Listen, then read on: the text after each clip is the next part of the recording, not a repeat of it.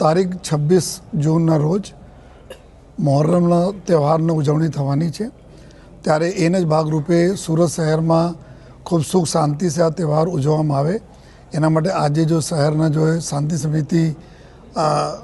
ના મીટિંગ જો એક રાખવામાં આવી હતી, જેમાં તમામ જો હિન્દુ,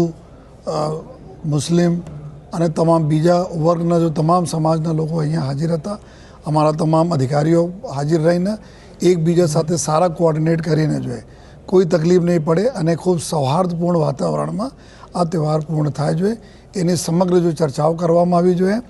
અને પોલીસ તરફથી બી ખાતરી આપવામાં આવી છે કે પોલીસ 100% સહયોગ કરશે, આયોજકોને કરશે જોઈએ, તહેવાર સારી રીતે ઉજવવામાં કરશે.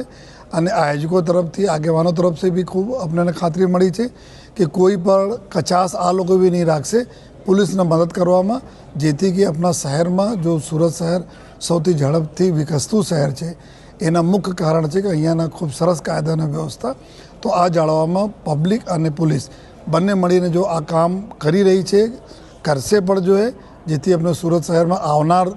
3-4 મહિનાઓમાં જો ઘણા બધા જો તહેવારો આવે છે ખૂબ સારી રીતે શાંતિપૂર્ણ રીતે પૂર્ણ થાય છે.